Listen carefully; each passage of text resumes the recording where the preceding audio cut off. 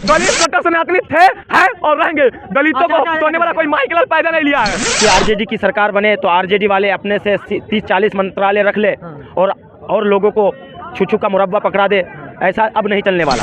पत्रकार महोदय, हनुमान मंदिर है, इसके मेन पुजारी दलित है, जो है मेन पुजारी दलित है। यहाँ पे कोई भी दलित समाज का आदमी मेरे साथ चले, हनुमान जी का मंदिर है यहाँ पे, ऑन द कैमरा में रिकॉर्डिंग होता रहेगा। अगर किसी ने बोल दिया तो मैं अपना मुंह छिलवा दूंगा यहाँ पे, ठीक है। और ये लोग पता क्या बोल रहे हैं, इन लोगों में तो जितना लालू जी का ही कहना है, जिसकी जितनी भागीदारी उसकी उतनी हिस्सेदारी। तो हम ही लालू जी और लालू जी के बेटे से कहना चाहेंगे कि हमें जो है हमारा हिस्सा आपको देना पड़ेगा, तभी जो है कहना कि मुसलमान आपको सपोर्ट करेगा। इन लोगों में जितना जातिवाद देखा जाता है ना, उतना कोई भी धर्म नहीं देखा जाता है। इन लोगों में शिया सुन्नी का मस्जिद में नहीं जाता है, सुन्नी शिया का मस्जिद में नहीं जाता है, अहमदिया सुन्नी का मस्जिद में नहीं जाता है, कोई किसी का मस्जिद में नहीं जाता है, ठीक है। जब अहमदिया का शादी पड़ता है ना तो सुन्नी शिया को नहीं बुलाता है, और जब सुन्नी शिया का शादी पड़ता है तो अहमदिया को वोट देंगे। जी जी, मुसलमान अब जाग चुका है, मुसलमान अब बहलावे और फसलावे में आने वाला नहीं है। मुसलमानों के वोट पर तो सबकी राजनीति होती है, सबकी नज़र होती है, लेकिन मुसलमानों के मुद्दों पर किसी की नज़र नहीं होती है। मुसलमानों की लिंचिंग हो जाती है, किसी की नज़र नहीं होती है। मुसलमानों के खिलाफ कहीं ना कहीं उल्टा सीधा कानून बना दिया जाता है, उस पर सभी लोग खामोश रहते हैं। अब ऐसा नहीं होने वाला। जो मुसलमानों की बात करेगा, जो माइनॉरिटीज़ की बात करेगा, मुसलमान माइनॉरिटीज़ उसी को वोट करेगा।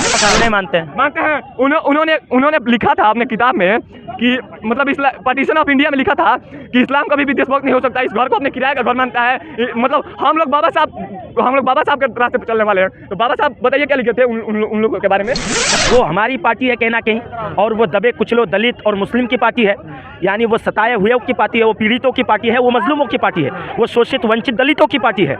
और जो भी मजलूम है उसकी बात MIM करती है, ओवैसी साहब करते हैं। इसलिए ओवैसी का सपोर्ट तो करें, ये तो लालटेन पर ही इन लोग मैंने लोभाए हुए हैं। इन लोग कहाँ सपोर्ट करेंगे, कब ओवैसी को सपोर्ट किए ना उत्तर प्रदेश में करते हैं, ना बिहार में करते हैं। और बिहार में तो किए थे 4 सीट ना।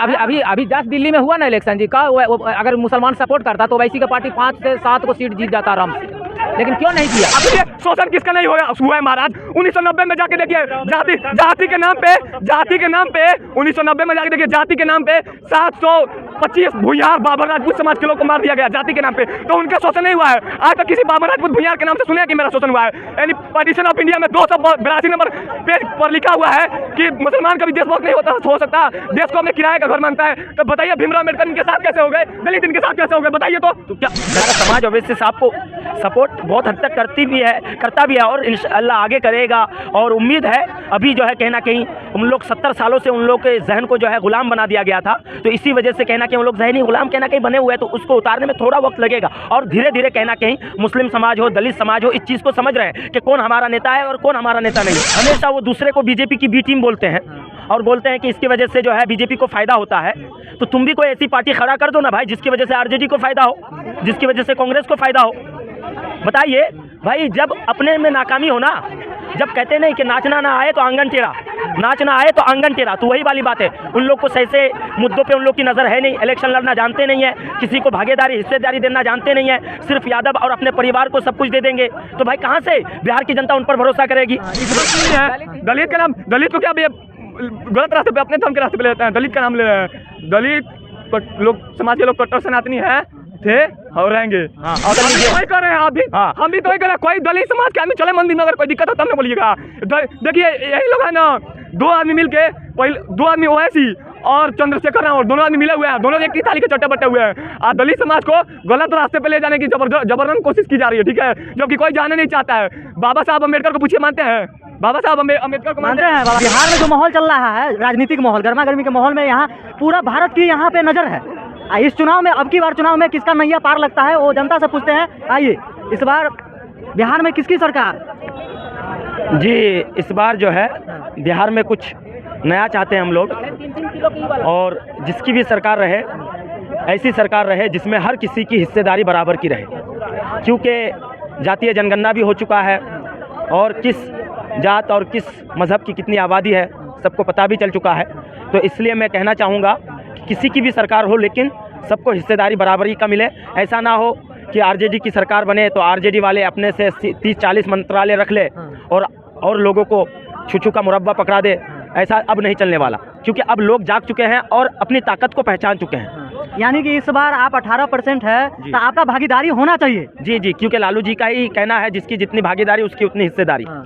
तो हम ही लालू जी और लालू जी के बेटे से कहना चाहेंगे कि हमें जो है हमारा हिस्सा आपको देना पड़ेगा, तभी जो है कहना कि मुसलमान आपको सपोर्ट करेगा। अगर आप मुसलमानों का हिस्सा नहीं देंगे, खुद 14% होकर कहना कहीं 200 सीट रख लेंगे और मुसलमानों को 10 सीट पकड़ा देंगे, तो ऐसा नहीं होने देंगे। जिस तरह आपने कहना कि लोकसभा में किया, खुद से जो है आप 25-30 सीट लिए, यादवों को जो है 10 से 15 सीट दिया आपने और मुसलमानों को सिर्फ 2 सीटें दी। 2 सीटें दी। तो अब इस तरह नहीं चलने वाला है। अब जो है जिसकी जितनी भागीदारी होगी उसकी उतनी हिस्सेदारी होगी। यानी इस बार का चुनाव में मुसलमान सोच समझ के वोट देंगे। जी जी, मुसलमान अब जाग चुका है। मुसलमान अब बहलावे और फुसलावे में आने वाला नहीं है। मुसलमानों के वोट पर तो सबकी राजनीति होती है, सबकी नज़र होती है, लेकिन मुसलमानों के मुद्दों पर किसी की नज़र नहीं होती है। मुसलमानों की लिंचिंग हो जाती है, किसी की नज़र नहीं होती है। मुसलमानों के खिलाफ कहीं ना कहीं उल्टा सीधा कानून बना दिया जाता है, उस पर सभी लोग खामोश रहते हैं। अब ऐसा नहीं होने वाला। जो मुसलमानों की बात करेगा, जो माइनॉरिटीज़ की बात करेगा, मुसलमान माइनॉरिटीज़ उसी को वोट करेगा। अच्छा, एक बात को लेकर बहुत चर्चा है मुसलमानों का बात, तो एक है पार्टी अवैसी का MIM, वो कैसा है बताइए। जी, वो हमारी पार्टी है कहीं ना कहीं, और वो दबे कुचलो दलित और मुस्लिम की पार्टी है। यानी वो सताए हुए की पार्टी है, वो पीड़ितों की पार्टी है, वो मजलूमों की पार्टी है, वो शोषित वंचित दलितों की पार्टी है। और जो भी मजलूम है उसकी बात MIM करती है, ओवैसी साहब करते हैं। इसलिए कहीं ना कहीं मजलूमों को, पीड़ितों को, और जो लोग सताए हुए हैं, जिन लोगों का बरसों से हक छीना जा रहा है, उन लोगों को मेरे ख्याल से ओवैसी साहब को सपोर्ट करना चाहिए। RJD वाले तो बोलेंगे कि अवैसी बीजेपी के बी टीम है। जी, वो उनको बोलने दीजिए। हमेशा वो दूसरे को बीजेपी की बी टीम बोलते हैं और बोलते हैं कि इसकी वजह से जो है बीजेपी को फ़ायदा होता है। तो तुम भी कोई ऐसी पार्टी खड़ा कर दो ना भाई, जिसकी वजह से RJD को फ़ायदा हो, जिसकी वजह से कांग्रेस को फ़ायदा हो।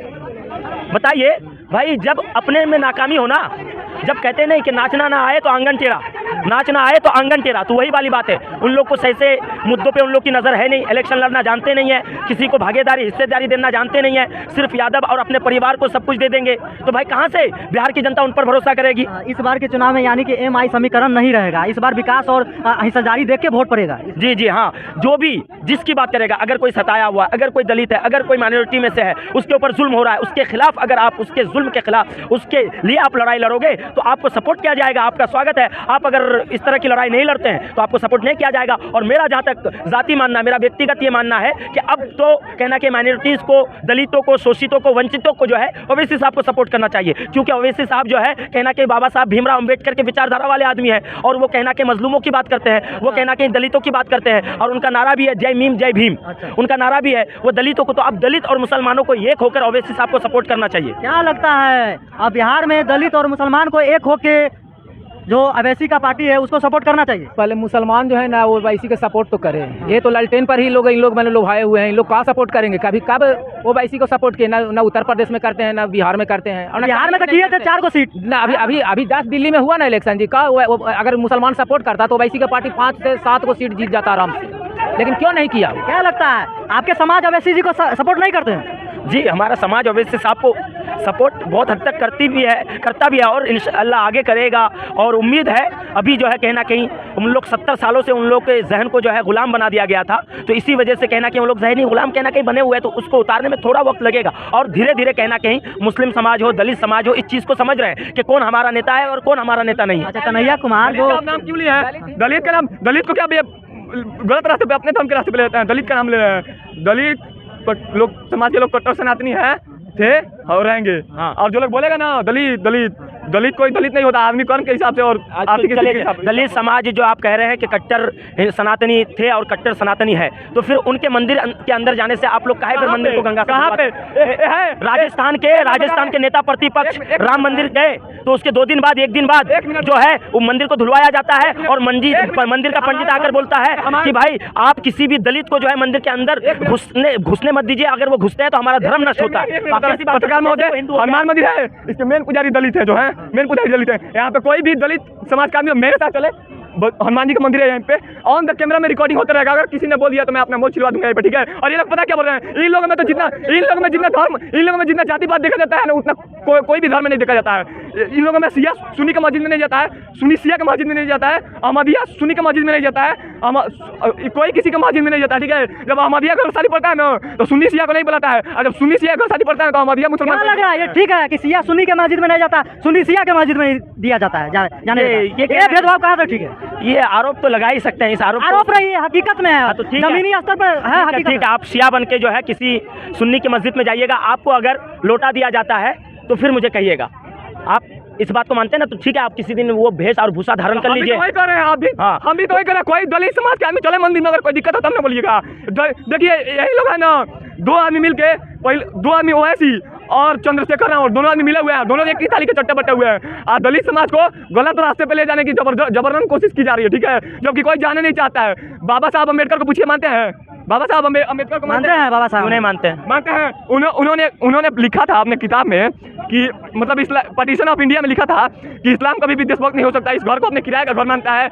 मतलब हम लोग बाबा साहब के रास्ते पे चलने वाले हैं। तो बाबा साहब बताइए क्या लिखे थे उन लोगों के बारे में? ये कहाँ तक ठीक है? ये कहाँ तक ठीक है? ये कहना कि लोगों को भ्रमित करना चाह रहे हैं, और ये भ्रमित करके जो है हिंदू मुस्लिम भाई है, और दलित और मुस्लिम का प्यार हमेशा रहा है। कहना कहीं दलित और मुस्लिम अगर एक हो जाते हैं तो दलित मुस्लिम की सरकार बन जाएगी, और इन मनुवादियों को एक करारा जवाब मिल जाएगा। इन मनुवादियों का कहना कि राज नहीं चलेगा, इसलिए ये भ्रमित करना चाहते हैं। अगर वाकई दलित समाज जो है हिंदू है, तो फिर आज से 3000 साल से उनका शोषण क्यों किया गया? आप सुनिए, शोषण किसका नहीं हुआ है महाराज? 1990 में जाके देखिए, जाति के नाम पे 1990 में जाके देखिए, जाति के नाम पे 725 भूमिहार बाबर राजपूत समाज के लोग को मार दिया गया जाति के नाम पे। तो उनका शोषण नहीं हुआ है। आज तक किसी बाबर राजपूत भूमिहार के नाम से सुने कि मेरा शोषण हुआ है? यानी पार्टीशन ऑफ इंडिया में 282 नंबर पेज पर लिखा हुआ है कि मुसलमान कभी देशभक्त नहीं हो सकता, देश को अपने किराए का घर मानता है। तो बताइए भीमराव अम्बेडकर इनके साथ कैसे हो गए, दलित इनके साथ कैसे हो गए? बताइए तो क्या दलित और मुस्लिम साथ है हमेशा से?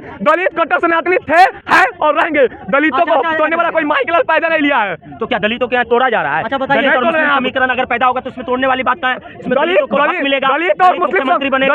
दलित मुख्यमंत्री भाई, देश का राष्ट्रपति दलित है, देश का प्रधानमंत्री ओबीसी समाज से आते हैं, बिहार के जो मुख्यमंत्री है वो भी ओबीसी समाज से आते हैं। बताइए अब क्या? सब तो ओबीसी समाज से है। तो ओबीसी की संख्या ज्यादा है तो रहेगा नहीं? आप ओबीसी की संख्या ज्यादा है तो क्यों नहीं रहेगा भाई? हम तो भी तो बोल रहे हैं कि भारत में जितने भी राज्य हैं उनमें से 60% 55% मुख्यमंत्री दलित समाज के लोग हैं। कभी बोला है दलित मुस्लिम में घुसा रहे हैं? दलित मुस्लिम यही तो इनकी मानसिकता है। दलित भाइयों से कहना चाहेंगे आप लोग सुधरिए, आप लोग सुधरिए। पाकिस्तान में 35% दलित गए थे, 2% बचे हैं। आप भी दलित भाइयों, जो भी रास्ता भटक लिए हैं मेरे भाई, जितने भी मेरे प्यारे भाई हैं दलित भाई, रास्ता भटक गए हैं, कहीं रास्ता भटकने की जरूरत नहीं है। आप हम लोग के पास आइए, हम लोग आपके भाई हैं। ये लोग कभी किसी